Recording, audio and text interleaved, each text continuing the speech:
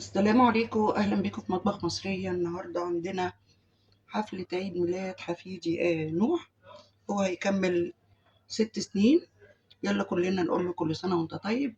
وبالنسبة لي دي حاجة مش سهلة، لأن هم اتعودوا إن أنا أعمل لهم البوفيه بتاع عيد ميلادهم، وكل واحد بيحب شخصية أو حاجة أنا بنفذها له. طيب هنبتدي على طول. أنا دلوقتي هعمل نوع من أنواع الحلويات اللي هتتحط مع البوفيه. أنا هعمل تارت مانجا.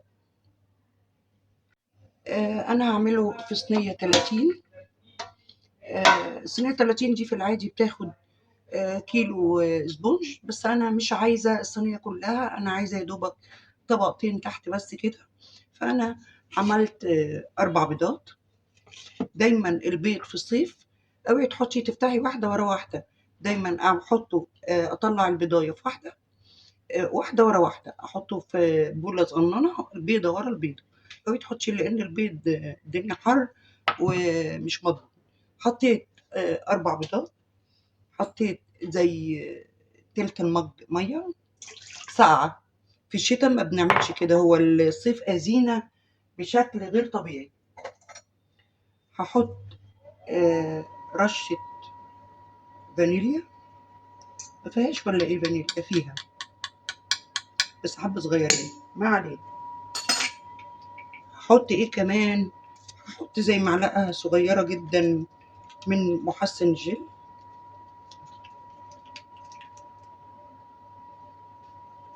مش كتير. وبعدين اجيب الميزان. الميزان معاكسني. طيب صلحنا الميزان. ساعات الحجارة بتتحرك. احط بقى ده كله على الميزان، مش مهم الرقم ده خالص.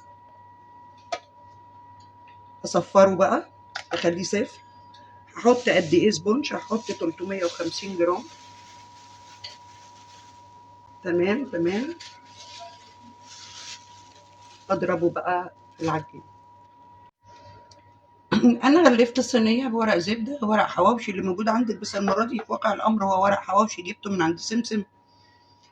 بس مش حاساه احسن حاجه، يعني بحس ان هم بيعملوا ورق الحواوشي ده من بواقي الورق، فحاساه ان هو مش حاجه صحيه. بس قلت اخلص اللي عندي واشتغل ورق زبده، رغم ان الورق الزبده غالي، بس الاصح ان احنا نعمل ورق زبده مش ورق حواوشي. او ضربنا المقدار. بعد ما غلفت الصينيه حطيت في القاعه ورق زبده، وعملت لها دايما دايما احب احط في الجناب، علشان انا مش بقشرها، الورق هو اللي يقشرها. اوكي. احط المقدار بقى هنا كده.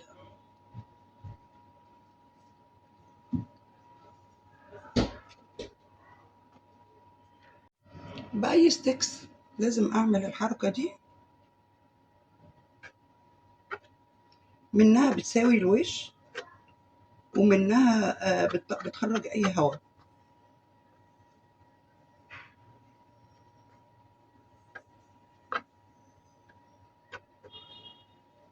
انا مشغله الفرن كده زي ما انتم سامعين. هدخلها على درجه حراره 180، بس هدخل معاها حاجات تانية. تمام تمام. كده الكيكه استوت وباتت، الحقيقه عاملاها من امبارح، فقسمتها على 2. آه، هي مقاس 30، حطيتها على قاعدة 35. مش إشكال، مش عارفة يعني أنا هجلسها ولا لأ، بسقيها كده مية بسكر. أحط بقى الكريم شانتيه. إحنا في الحر اللي إحنا فيه ده الدنيا صعبة قوي، فبحط لكل كوباية كريم شانتيه جايز كوباية إلا ربع مية. ف بتبقى الدنيا صعبة قوي يعني. قسمتها طبقتين، هحشي في النص كريم شانتيه كده. مش هحشيها عشان أنا لسه هكملها، مش هحشي من النص.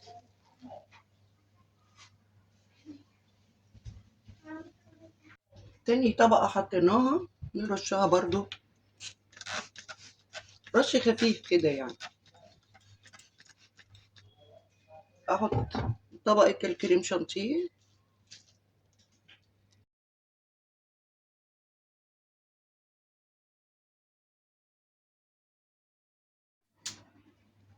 بسكرابر مشرشر كده نظبط الدنيا.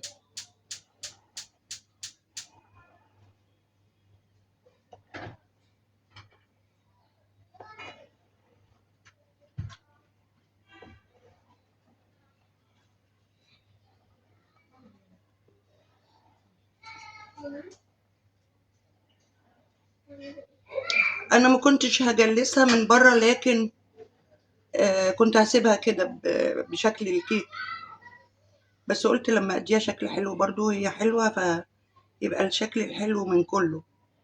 حاجة سهلة جدا وبسيطة جدا. يعني انا بعملها في عيد ميلاد حفيدي نوح، لكن انت ممكن تعمليها للعيلة بعد الغدا كده، جايلك ضيوف. حاجة سهلة قوي يعني، مش مطلوب ان انا اسوي ده، بس انا بسويها كده.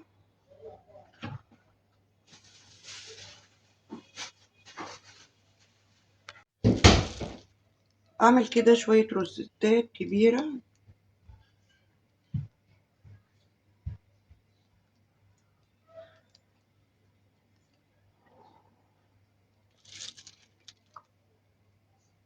ايه رأيك يا ادم؟ حلوة أوي. حلوة عجباك؟ أنا عاوزة أكلها قبل ما تتعمل بس.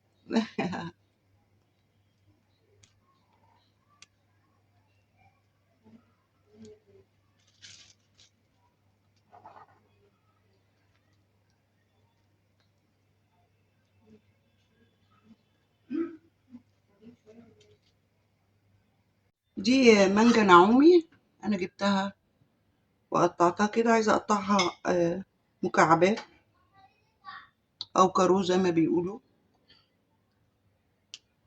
عمركم شفتوا اسهل من كده؟ تعملي نوع حلويات حلو قوي ويرطب على القلب في الحر ده، وسهل. اوكي، نخلص الكمية كلها ونشوف هنعمل ايه.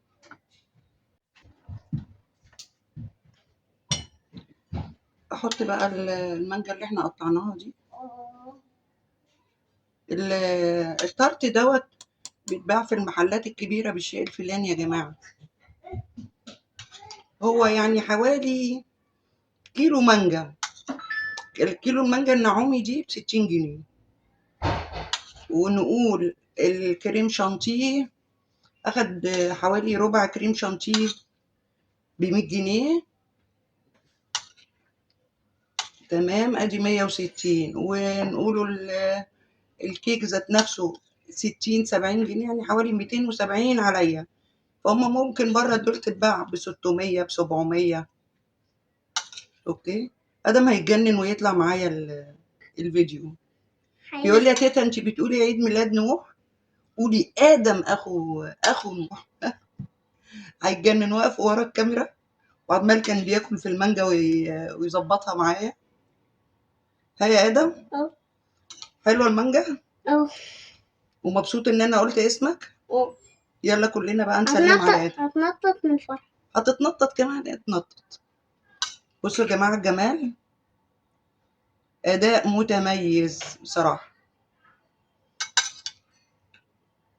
اكتر كمان ولا كده كفايه يا ادم؟ طر. بص. لا ما تكتريش عشان اكل باقي المانجا. ناصح. طيب فاكهه ومانجا يعني جيلو تلميع، لازم لازم لازم لازم. وخصوصا ان المانجا اقصد بتأكسد اسود، فلازم احط كميه محترمه علشان هي عيد الميلاد بكره، وهتتحط في التلاجة لبكره.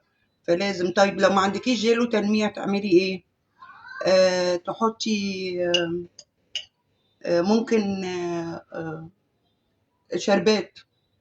ممكن تحطي شربات تقيل، شربات بتاع كنافة، أي حاجة تعمل عازل بينها وبين الجو.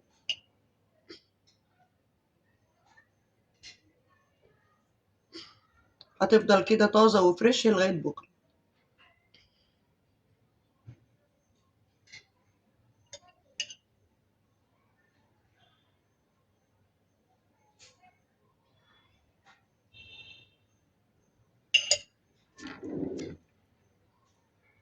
بصوا بقى الجمال والروعة والشياكة والسهولة. شايفة التارت عامل ازاي؟ في الحقيقة مش تارت، ما بقتش تارت، بقت تورتة بجمالها وشياكتها وسهولتها. طبعا انا مش هقدر اقطعها علشان دي هتتحط في بوفيه عيد ميلاد نوح. يلا كلنا نقوله لنوح كل سنة وانت طيب. كنت معاكم اماني من مطبخ مصري. عملنا طرت المانجا الرهيب اللذيذ التحفة. بحبكم كلكم، كلنا نقول لنوح كل سنة وانت طيب. باي باي، اشوفكم على خير.